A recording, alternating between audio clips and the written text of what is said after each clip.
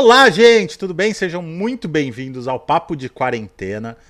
Todo dia a gente está batendo papo com alguém diferente para falar sobre esses momentos de quarentena, pós-quarentena, para trocar ideia e sempre com algum convidado muito interessante. Meu convidado de hoje é o Rafa, depois ele vai se apresentar melhor para a gente, mas ele é jornalista especialista em assessoria de imprensa, produção de conteúdo e é CEO da agência Vitalcom e também do site Mundo das Franquias, muita coisa que a gente tem para explorar. Aproveito para agradecer as pessoas que estão assistindo e nos ouvindo também em podcast. E Rafa, o seu oi para todo mundo aí que está acompanhando a gente. Olá pessoal, tudo bem? Oi, Armindo, e obrigado por esse convite de dar uma entrevista para você. Isso para mim é muito legal e honroso demais. Ô Rafa, nós temos uma coisa muito forte em comum, né? Que somos jornalistas.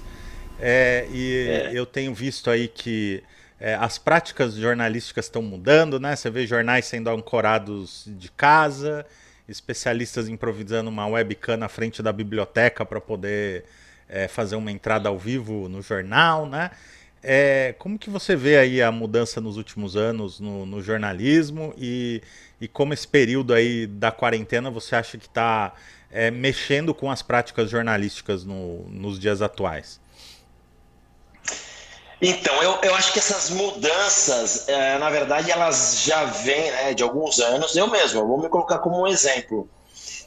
Eu trabalho home office, né? Eu trabalho em casa. Isso foi uma decisão minha, porque ter custo operacional, né? Eu vou encarecer isso para o meu cliente. E nós, jornalistas, a gente tem a possibilidade de às vezes estar com o celular. Óbvio que o computador ele é um suporte muito grande para a gente escrever texto, coisa e tal. Mas às vezes, quando você está com o celular, o jornalista ele trabalha de onde ele quiser, né? O telefone, o computador e uma internet.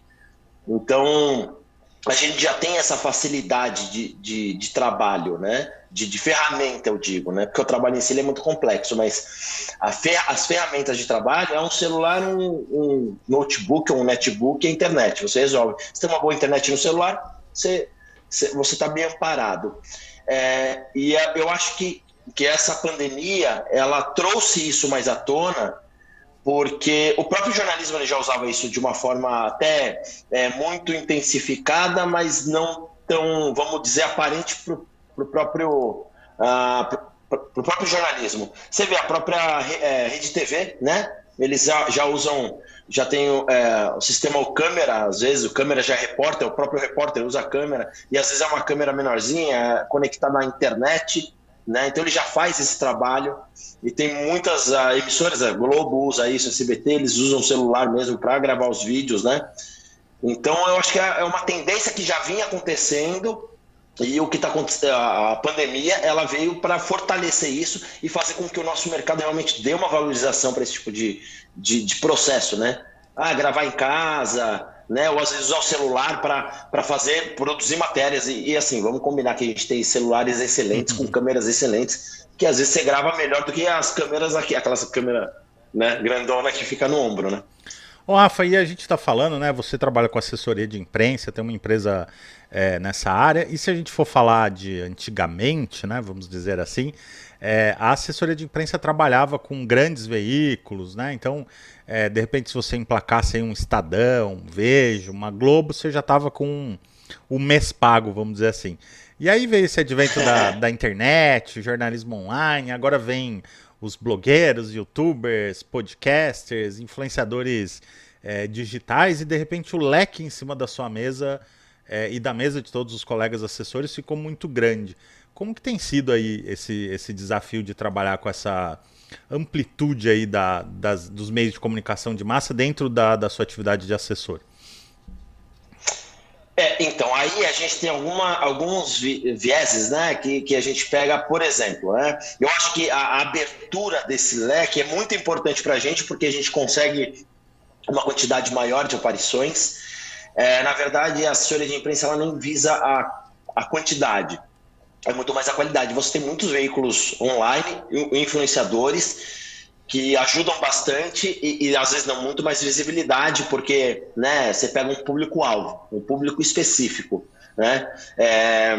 Vou dar um exemplo. Eu tenho um cliente que ele é de automação industrial, faz garra para robô, um dos, né, de algum dos produtos que eles têm uma vertente é garra para robô, e para eles, às vezes não é vantajoso aparecer em veículo, sei lá, em jornal de emissora aberta, porque não é o público-alvo dos caras. Eles preferem aparecer numa revista setorizada, né, que a gente fala que é a revista Target, que é do meio dos caras, porque vai ter uma tiragem menor que Globo, por exemplo. Só que assim, 80% dos caras que acessam o veículo, aquele veículo, são potenciais compradores dele. Uhum. Então, a assessoria de imprensa ela é muito mais a gente perceber onde o nosso cliente ele pode se encaixar, né? Existem muitos clientes que eles cobram quantidade. Eu quero X aparições, eu quero ir para a Globo, eu quero ir para o SBT, isso acontece. Mas é muito o nosso trabalho do assessor mostrar para o cara que às vezes isso não é viável. Né? E eu acho que hoje é muito mais vantajoso utilizar esses veículos online, setorizados, categorizados, os influenciadores, que aí vamos dizer, influenciador, né, que até quando eu te entrevistei na minha live, eu sempre falo isso para todo mundo, você é um cara que para mim é influenciador porque você gera conteúdo que as pessoas te seguem, as pessoas te respeitam por isso, né? Não é a quantidade de seguidores, mas são a quantidade de pessoas que realmente te ouvem e te seguem. Então, cara, eu prefiro muito mais, por exemplo, você falar de um cliente meu de tecnologia ou de startup, por exemplo, do que eu consigo colocar o cara numa emissora aberta, não desvalorizando as Uhum. abertas, mas pelo negócio do meu cliente, às vezes é mais vantajoso, né? Sim. E a gente está num momento aí, né, Rafa? A gente está no papos de quarentena, né? E ainda falando sobre jornalismo, por um lado a gente tem visto aí várias pesquisas apontando que as pessoas se voltaram mais para o jornalismo. A audiência dos programas jornalísticos aumentou, a gente consegue ver isso nos números claramente. As emissoras grandes, né, e grandes veículos investindo nisso nesse momento. Mas por outro lado, você tem aí estudos falando, né, que o jornalismo do Brasil tem sido um dos mais atacados. A gente tem sentido isso nas redes sociais, essas coisas todas. É um momento bem de dilema para o jornalista esse período, você não acha? Sim, é de dilema. Eu acho que nós, jornalistas, a gente tem que olhar a forma como a gente faz o jornalismo. Uma coisa que as pessoas precisam entender assim como em qualquer área existem bons e maus profissionais, no jornalismo também, né? As pessoas falam muito sobre interesse. É o que eu sempre falo, interesse todo mundo tem. Por exemplo, eu sou apaixonado por Pepsi. Acabou a Pepsi na minha casa, eu vou no mercado comprar uma Pepsi, eu tenho interesse em comprar uma Pepsi. Eu sou interesseiro. Então, mas qual que é o tipo de interesse que você tem? E todo mundo, né, todas as empresas, todos os negócios têm os seus interesses por questões comerciais, isso em qualquer lugar, né? O que interessa para mim, o que as pessoas têm que analisar é qual que é o tipo de interesse. Eu vou passar a perna em alguém, eu vou mentir para alguém para conseguir atingir esse meu interesse? Né? Aí que tá, aí que é o grande da questão. Infelizmente, culturalmente, o Brasil ele tem uma a educação no Brasil ela não é voltada para a gente respeitar os especialistas. Então, critica-se muito e se questiona muito os especialistas. E as pessoas, ainda mais hoje em tempos de mídia social, elas se tornam as especialistas. Então, assim, eu sei o que é melhor para mim, então eu vou fazer que nem. Vamos pegar o exemplo do coronavírus. Tem um monte de gente que eu conheço que quer sair de casa. Eu falo assim, você quer sair? Tá bom, você sai, mas é sua conta e risco. Uhum. Né? Você sabe que você está arriscado a fazer isso, só que você vai levar para outras pessoas, só que você não queira chegar perto de mim. Né? Até eu Sim. constatar que você realmente não está doente. Né? É conta e risco. Então, assim, o grande problema do brasileiro é não respeitar mais especialista. E nós, de imprensa, a gente acaba sofrendo com isso, ainda mais com... Eu não quero entrar muito em questão de política, mas o governo ele tem aumentado esse ódio contra a imprensa, né? E a gente, teoricamente, acaba perdendo uma credibilidade que não é responsabilidade nossa. Aí, um exemplo, até para quem está assistindo. A imprensa mentiu sobre os dados. Não, a imprensa divulga os dados que o governo está Uhum. passando. Quem passa os dados é o Ministério da Saúde, né? É governo. Os jornalistas, eles dão os dados. Eu vou dar um outro exemplo recente, no Guarujá, né, que teve, por conta da chuva, teve desabamento, morreu um monte de gente. E aí uma pessoa de lá falou, a imprensa está mentindo porque tem muito mais mortos. Aí uma coisa é você ter um jornalismo incorreto e um jornalismo mal feito.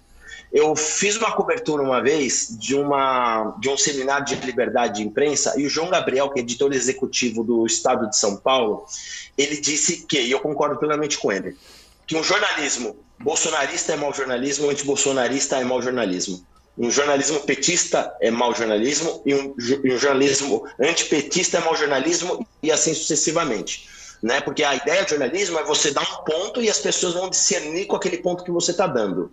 Né? Então, assim, mas isso não quer dizer que o cara é incorreto. Incorreto é eu criar uma notícia para me beneficiar ou para beneficiar alguém. Isso está errado. Né? As pessoas falam da Globo, ah, Globo lixo. A Globo, no meu ponto de vista, tá, até por conhecer profissionais lá dentro, você conhece também, né? A gente sabe que tem erros como qualquer empresa, né? Erros e acertos, mas para mim um dos melhores jornalismos hoje é o da Globo. Globo, a Bandeirantes e a Record estão fazendo jornalismos assim, excelentes, notáveis, e assim, é o que eu sempre falo, eles não mentem informação para prejudicar alguém, eles podem fortalecer uma informação negativa, porque de repente que nem a Globo está numa rixinha com o Bolsonaro, então eles fortalecem o que é negativo, mas eles não estão criando informação, eles não estão mentindo, eles estão mostrando o que está acontecendo. É isso, né? E outra coisa, assim, desse lado todo que você está falando, né, que eu acho que é muito importante a gente colocar na mesa, que é a questão também do modelo de financiamento que a gente tem hoje de jornalismo no Brasil, né? A gente não conseguiu achar um modelo de jornalismo público ou TV pública, ainda é uma coisa que é pouco discutida, né? E um pouco também da sociedade entender esse papel do jornalismo. E aí sobre isso eu queria te perguntar assim, você acha que também não cabe um meia-culpa pro jornalismo e pros jornalistas que talvez também precisem se esforçar mais para mostrar o papel deles para a sociedade? Sim, acho. Não só acho, como eu tenho certeza. Eu vou até dar um outro exemplo. Eu gosto de dar exemplos com a minha vida, né? Porque eu tenho 20 anos de profissão, né? Então eu acho que eu já passei por bastante coisa que eu posso me usar como exemplo. Mas ontem eu estava conversando com uma amiga minha, a Carla Sanches, que também é jornalista. Ela começou a fazer lives recentes agora no Instagram. E eu tenho dado uma força para ela em algumas coisas. E ontem a gente estava conversando porque ela ia entrevistar um deputado. E aí ela até me falou, eu tô com receio por conta do momento. Eu falo assim, a questão é, o que você vai fazer? Qual que é o nosso papel enquanto jornalista? O nosso papel enquanto jornalista é realmente mostrar para as pessoas o que é verdade, né? O que a gente tem de informação, e as pessoas vão discernir o que elas querem. Então, quando você vai entrevistar o deputado, você tem que ter você tem que dar uma temperada na entrevista. Então você vai questionar o que o governo está fazendo ou o que poderia fazer, mas na outra ponta você tem que questionar o que as pessoas precisam fazer. Então você tem que temperar isso para as pessoas entenderem, né? Só que assim, o jornalista, como qualquer cidadão, se sente ofendido. Eu aprendi na faculdade de jornalismo com o professor Juarez, que ele fala assim, cara, você ser imparcial é muito complicado. Porque você tem bases de berço que às vezes você não muda, né? Então algumas coisas vão te afetar, elas vão te tomar, que é muito difícil você deixar isso de lado. Mas nós, enquanto jornalistas, a gente tem que fazer, né? A gente não pode simplesmente deixar as coisas que a gente tem. E tem muito jornalista que age às vezes de forma ingênua por conta da própria base que tem de vida, das crenças que tem. Mas também tem jornalista que age de forma mal intencionada. Que aí eu julgo. Aí para mim é muito mau caratismo mesmo. E eu acho que é muito de caráter da própria pessoa que não, né, teoricamente para mim não muda. Mas o próprio jornalista, acho que ele precisa se atualizar, entender como que é o processo de informação hoje para fazer a coisa correta. Por exemplo, não existe mais furo na imprensa. Porque hoje uma coisa que seria furo, às vezes já está na mídia social antes de você ter o furo. Então não tem mais furo. O que a gente tem no jornalismo, e tem muito jornalista que corre atrás do furo. Eu quero furo. Eu ouço isso sempre. Briguei semana passada com um colega, eu falei, cara, não tem mais furo. Hoje você tem que pegar a informação, qual que é o nosso diferencial? É pegar a informação mais exata e a gente tem que combater fake news. Como que a gente combate fake news? Dando uma informação precisa. Então não tem mais pressa para produzir um conteúdo, mas tem agilidade para produzir um conteúdo correto, com as informações corretas, com as fontes corretas, você mostrando para as pessoas, olha, a verdade é isso aqui. né? Eu acho que o grande segredo é esse. E aí, Rafa, a gente está aí nesse momento de quarentena, né? Para quem está assistindo isso no futuro, talvez a gente esteja no meio do furacão, no olho do furacão, ou quase chegando nele, não sabemos, né? Mas eu tenho falado com muitas pessoas aí e todos dizendo que talvez o mundo não seja mais o mesmo, em diversos aspectos. Você tem tido esse sentimento também? Ou você acha que as mudanças virão mais devagar? O que você tem refletido sobre isso? Na verdade, Armindo, o que eu acho, até conversando com profissionais, né, especialistas de negócios, uma série de, né, na verdade, uma série de especialistas, eu acho que tudo já mudou, né? Tudo já mudou. Agora a gente tem que se adaptar. Nada vai voltar a ser como era. Então, os trabalhos que não eram remotos e às vezes as empresas não viam possibilidade de trabalho remoto, um mês aí que a gente já está nessa brincadeira de isolamento. Às vezes o cara vai olhar e vai falar: opa, foi produtivo, né? Aí ele começa a colocar na ponta do lápis. Se o cara não se locomover até o trabalho, eu não vou ter esse custo, né? Então, tudo já mudou. Agora é adaptação. Não tem muito para onde correr. A gente vai se adaptar com algo novo. Numa das entrevistas que eu fiz, me falaram assim: o normal já não é mais normal. O normal agora é o Uhum. novo. Então, a gente tem que se adaptar. E eu acho que você também, né, soube fazer essa transição bem. Hoje, além da parte de consultoria, você tem um portal, né? E pode ser que no meio desse caminho aí a gente acabe perdendo postos de trabalho na área de jornalismo, né? Empresas, principalmente empresas pequenas, jornalísticas, talvez não tenham fôlego. E talvez vários colegas jornalistas aí estejam um pouco preocupados com esse cenário. O quão você acha que é importante se reinventar nesse momento e se você acha que é possível se reinventar, se você poderia dar uma luz aí para essas pessoas que talvez estejam nessa situação ou com essa insegurança em relação a essa situação. É possível. Eu vou te falar uma coisa: eu ainda não achei o caminho exato da reinvenção, mas eu já sei na minha cabeça, eu tenho claro que eu preciso me reinventar. É, eu acho que nesse momento, eu já estou um passo à frente, ou alguns passos à frente, justamente porque em 2012, quando eu abri a minha agência, né, eu resolvi trabalhar home office.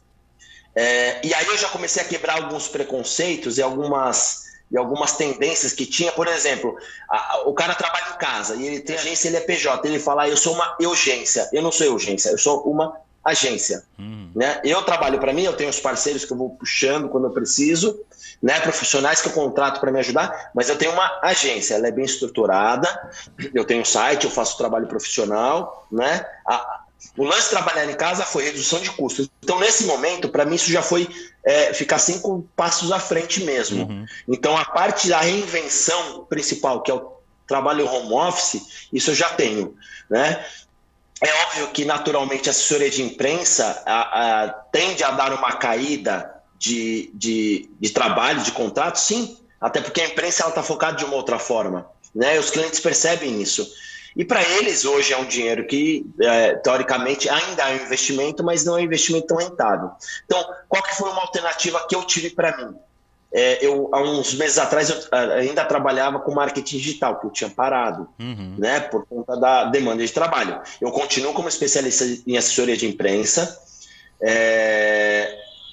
mas eu já estava focando uns meses atrás em produção de conteúdo, tanto que o meu site ele veio nessa também de produção de conteúdo. Eu tenho clientes de produção de conteúdo, então eu tenho trabalhado muito mais forte o marketing digital, mas não não tanto mídia social, Facebook, Instagram, LinkedIn, muito mais a produção de conteúdo. É óbvio que se o cliente quiser fazer um marketing digital comigo, a gente vai fazer, né? Isso tem um custo, mas a gente faz. Mas eu estou muito mais focado na produção de conteúdo. Por quê? Hoje, a empresa que não consegue vender, ela precisa criar conexão com o seu consumidor. E como que ela cria conexão?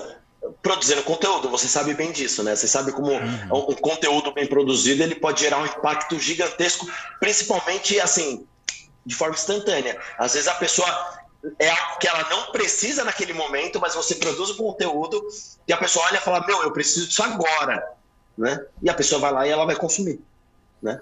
E acho que você tocou num ponto importante, né, que eu quero destacar, que muitas vezes o empresário acha que cortar investimento em comunicação nessa hora é um corte inteligente, né? Falar, preciso cortar custos, vou cortar aqui. Só que, tanto neste momento, mas principalmente no pós desse momento que nós estamos, se tornar relevante e lembrado pelas pessoas vai ser um desafio muito grande. E talvez aí esse serviço que você acabou de falar, toda essa estratégia, na verdade, por trás disso, seja um diferencial para essas empresas, né, Rafa? Não, eu acho que isso que você falou é fundamental, é crucial para as empresas entenderem, né, de uma forma muito clara que, assim, comunicação nunca é um gasto, é sempre um investimento. Ah, mas eu não tenho dinheiro. Então, assim, se reestruture, tenha dinheiro para fazer comunicação, porque é aquela velha máxima, quem não é visto não é lembrado, né? Como dizia o Chacrinha, né? Quem não se comunica se trumbica. Isso é uma máxima que valia já para aquela época e vale para hoje e vai continuar valendo ainda mais agora, né? Que a gente tem a questão de mídia social, né? Um marketing digital muito forte, vendas online. Eu acho que cada vez mais a comunicação ela vai ser mais ainda importante e ter profissionais qualificados para entender o público-alvo, entender onde você vai entrar. Isso é fundamental. A empresa que fala, a comunicação é um gasto porque não me dá resultado, é porque você está fazendo da maneira errada, com a pessoa errada. É assim, comunicação é estratégia. Não é só você pegar, escrever numa folha de papel e colocar na parede. Por exemplo, você pega uma folha de papel e escreva assim, ó, venda este carro, aí você põe na porta do seu apartamento. É óbvio que você não vai ter retorno, né? Você precisa ter a forma onde você vai vender isso, né? Você precisa saber onde você vai colocar isso para vender. Não é só fazer e, tá, beleza, eu vou colocar em qualquer lugar. Você tem que ser estratégico, sempre, né? Agora, então, aí precisa rever isso. E se você me permitir, Armindo, Claro. eu queria fazer uma colocação que é algo que eu passo para os meus clientes, para os meus prospects, que é assim, imagine que a comunicação é uma roda. E essa roda, para ela funcionar, ela tem várias engrenagens. Né? E a comunicação ela só vai ser eficiente se essas engrenagens estiverem funcionando. Então, você tem a engrenagem do marketing digital, você tem a engrenagem da assessoria de imprensa, você tem a engrenagem do marketing tradicional, da publicidade. Um não substitui o outro. Você pode, de repente, fortalecer mais uma área do que a outra. Né? Só que uma complementa a outra. Então, assim, quanto mais forte você tem essas engrenagens funcionando, a sua roda ela vai rodar mais rápido, mais forte.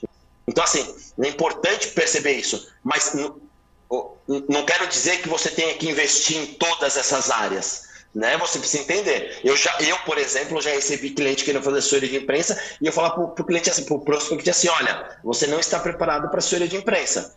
É bom você primeiro trabalhar a sua produção de conteúdo, o seu marketing digital e depois a gente vai para a assessoria de imprensa. Na época eu já não fazia mais marketing digital. Eu acabei jogando ele para um amigo meu, né, uma agência parceira. Então, assim, eu não ganhei o cliente porque não é o seu momento. Né? No momento certo você veio e me procura. Recentemente esse cara veio me procurar. Olha, eu acho que pode ser legal. Eu comecei a olhar e falar, não, agora pode ser um momento bacana. Mas com o negócio da pandemia a gente segurou. Mas comunicação é fundamental em todo momento. Muito bom, Rafa. A gente ficaria horas conversando aqui mais uma vez, né? A gente já conversou numa live, num papo super bacana. Agradeço mais uma vez o convite e agradeço a sua disponibilidade de estar aqui, mas olha, eu tenho certeza que tem gente assistindo que quer conhecer um pouco mais do seu trabalho, quer ver todo esse conteúdo bacana que você tem compartilhado. Qual que é o melhor caminho? Então, quem quiser entrar em contato comigo, pode ser pelo meu Instagram, jornalista Rafa Guimainer, tá escrito aí embaixo, né, ó, Rafa Guimainer, jornalista Rafa Guimainer. No meu Facebook me acha desse jeito também. E tem o Mundo das Franquias, que é o meu site, a minha agência que chama Agência Vitalcom, Vital com L e com, né, COM, tudo junto, Vitalcom. Pode entrar nessas redes, vai me achar tranquilamente, pode conversar comigo. Quem precisar, e eu já falo o que eu sempre falo para todo mundo, quem quiser orientação, pode vir conversar comigo, pede orientação, mesmo que seja para fechar com uma outra assessoria de imprensa. Eu já fiz isso várias vezes. O que eu quero é um mercado forte, empresas fortes, conseguindo se mostrar de forma positiva com profissionais e agências que realmente trabalhem sério e forte para fazer todos os mercados se fortalecerem. E, Armindo, obrigado pelo espaço, pela oportunidade. Meu, tô muito lisonjeado com esse convite. Imagina, foi muito bacana. Vou agradecer mais uma vez você. Vou agradecer todo mundo que está nos escutando nesse momento no seu sistema de podcast favorito. A você que está me assistindo ou no Instagram ou no YouTube, muito obrigado pela sua presença. Não esqueça de seguir este perfil ou assinar este canal ou canal de podcast. Eu vou ficando por aqui em mais um Papos de Quarentena, mas eu espero vocês no próximo encontro. Um abraço e até lá.